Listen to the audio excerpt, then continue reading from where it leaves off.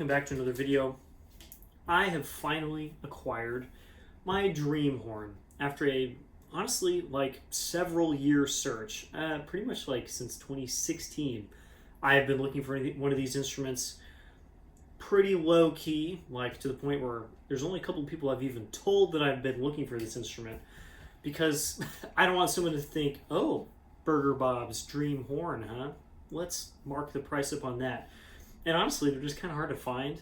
Most of the ones I've seen have been really beat up and too expensive, or they're just too expensive. So I haven't found one until now.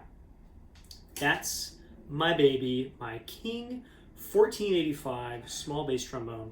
This one hails from the 1960s. I haven't actually checked the serial number, so I can't tell you the exact year. But this is my baby. This is my dream horn. You might think, wow, what a weird dream horn. That's not a green hoe or a Wrath or a Tyne or something. Those are cool horns. I wouldn't mind owning a Leish bass trombone or something. But honestly, like people who collect cars, I'm also a kind of a car guy. You go through all the normal cars if you're, rich and you can afford a bunch of cars. And then at some point you go off the beaten path. You've owned all the vintage BMWs and Porsches and Corvettes and stuff, and you're like, you know what?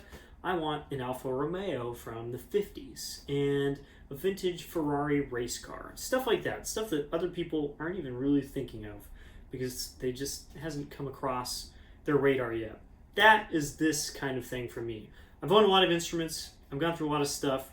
I'm still going to buy and sell things. This is interesting to me.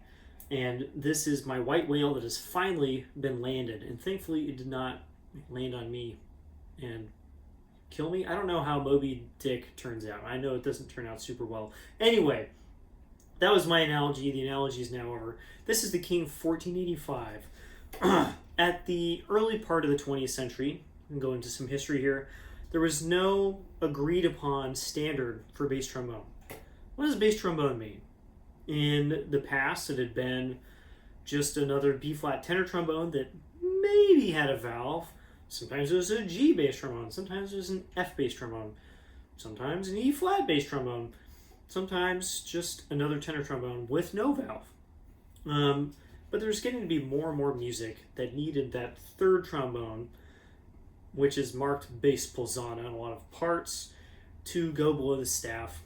And it seemed like this instrument needed to be bigger, more substantial in some way than just the normal tenor trombones of the day. And so some people started to make bass trombones.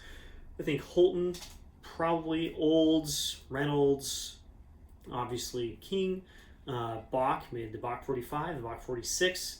There's a few examples of these early bass trombones that are not quite the full-size 50B instruments like the one on my wall right there. These are kind of primordial bass trombones. And most of them are just whatever. People are not playing them now. And why would they? They're not playing 1485s either. But some of them are better than others. For instance, the Bach 45, it's a cool instrument. They sound really good. But they're not like a complete design. It's a little branch off of the Bach tree that was pretty quickly pruned away. The Bach 45 did not grow up to become an amazing instrument that everybody uses because it wasn't needed. But King, just like they always have since the earliest kind of days of the King factory, H.N. White, I should say, went way overboard and designed something that's very good because that's what King constantly did with pretty much every instrument that they made, but especially the trombones. Something weird-ish, and there are other companies that did this too. Something weird about King is basically every design is from the ground up. They're like, we're going to make this instrument. It's going to be a 508 medium bore trombone. We already have a dual bore small tenor trombone, the 2B Liberty at the time. We already have that. So we could use parts from that instrument to make the new 3B. No, we're going to start completely from scratch. Every part of that instrument, except for maybe little things, not this exactly, but there's little fittings that might be the same, but there are no tubes, there's no crooks, there's no tuning slides, None of that stuff is compatible between the 2B and the 3B. Did they need to do that? No. Look at Bach. Every single instrument is the same. They just have like different slides. That's pretty much all Bach did. They wanted to save as much money as possible. And it works, you know, Bachs are pretty good. I like Bachs. But Kings, they're pretty special. Everything is from the ground up, including the 1480 series of instruments. This is a 1485. The 5 on the end denotes Silversonic. At some point, I assume it was Silvertone because it's a predecessor to Silversonic. But the general design is the 1480, which comes with a yellow brass bell. And this is what looks like, to modernize, large tenor. I mean, it doesn't look that big, right? I don't have a bass to compare with. I'm not going to get the 50B down. But this doesn't look that big. It does look strangely large in some spots. Let's go over the specs. 536, okay, weird. 547, dual bore. So a very non-drastic dual bore. That's not a big difference at all. What is that? 11 1/100ths of an inch. It's kind of a weird size difference. Like, why even make it a dual bore at that point? And both of those are tenor trombone bore sizes.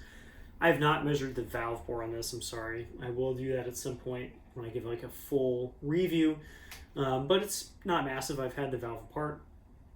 When we get to here, though, this expansion, that's looking pretty significant. This right here looks large to the trained eye. Again, if you're just looking at it at a glance, large tenor. Very wide tuning slide. This is wider than any tenor trombone you've ever seen. And then this bell right here, yeah, it's looking pretty big. Again, at a glance, maybe a large tenor. And then 9 inches is the bell diameter. So, you know, there are some large tenors with 9-inch bells. There are also basses with 9-inch bells. And that is what this is. Again, these specs don't suggest a bass trombone, but for the time, the 1930s, and this was produced all the way to the 60s, this is a bass trombone. It's just a small one. These are cool because they play really well. They sound really cool. Is it useful now?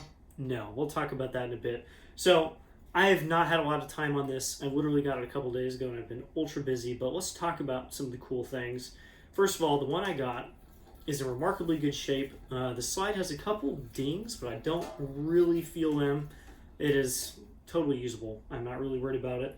Crook, totally fine. It has a spit valve that works. Receiver is not totally worn out. The valve knuckle looks to me like it has been banged, but most of the 1480s I see have the same kind of sad bell going on where the bell's a little too close to the slide. So I can't tell if that's as designed or not. If I look at it, it doesn't look like anything untoward happened at this part. These have a very cool valve. This is a built valve. This is not a just milled out valve like usual. And instead of the valve coming out this side, like every instrument on the planet, it actually comes out on this side. A little more almost like a green hoe, which has rings on both sides of the valve. We've got 2 tuning slides. The earlier versions, the 1480, there are a few changes in this instrument. Only had 1 tuning slide, I think, in the back.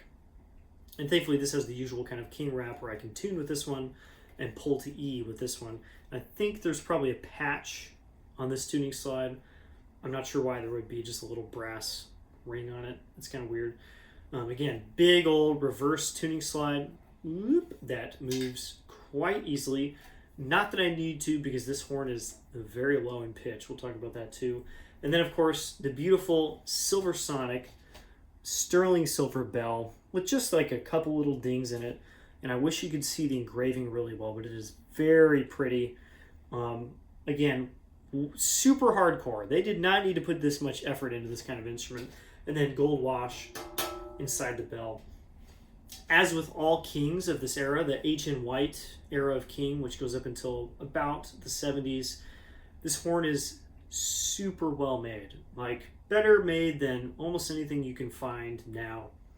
Like, bar none. I had this valve apart, and looking at the machining of it and how careful the post processes were after making it and how well it works now, is like mind-blowing. It's difficult to find modern stuff that is made this well that would last, 60, 70 years. This thing is in great shape.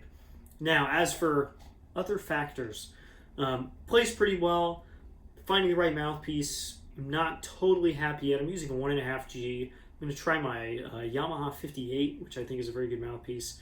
But it's like just barely up to pitch, and the third partial, F partial in the staff, seems a little bit low, wants to ride a little bit low, and I don't want that to be the case. I want this to be normal. Ergonomics, very bad. Lots of improvements have been made to ergonomics in the last 60 years or whatever. This has the thumb over brace design, which I'm not inherently against. But then it'd be nice to put the F lever in like a human position. The brace is a little bit too far back, so you're already stretching your hand. And then the lever is just like, let's put it as far away from the brace as we can. And just put it there. I would comfortably hold this thing like this. And not be able to even touch the lever. But no, I have to. And then the lever, because of the geometry here, has a very long pull. That probably doesn't look very long, but it is very long. And so I half valve half of the notes that I play. Then you may have noticed this has like 2 pounds of silver as a bell, and that makes it very front heavy, like extremely front heavy. So you're holding up the whole horn with this poor hand that is already stretching over this. The pressure point of this brace is right on this pressure point in your thumb. It hurts so much. Things will be changed about this. I'm probably going to get a counterweight. I'm going to get some kind of grip thing going on, and I'm probably going to have something changed about this lever so that I can actually use it. Because this is at the point where I can't play music on it. I've tried to play some like Bordonis and stuff, and I have to give up halfway through. That's not great. Those are things that can be changed. I'm very excited about this. I know this is probably pretty boring for most people, and it is not their dream horn. This is a very cool instrument for me. It is probably not one that is going to get played in real life a lot. But I'm kind of coming to terms with the fact that I am also a small-time collector. And this right now is the jewel of my collection. I have some other kind of crappy things that I just have collected. This is not something crappy. This is neat. It just happens to be something that I probably can't use. I'm going to have a video about collecting versus things that I use in the future, but just know that this is more of a collector item that I'm going to play and try and fix and be able to use, rather than something that I'm going to go use in professional settings constantly, because I just don't think that's really possible. Anyway, that's my introduction to my King 1485 small bass trombone, and I hope you are not super bored, because I'm not. Bye-bye.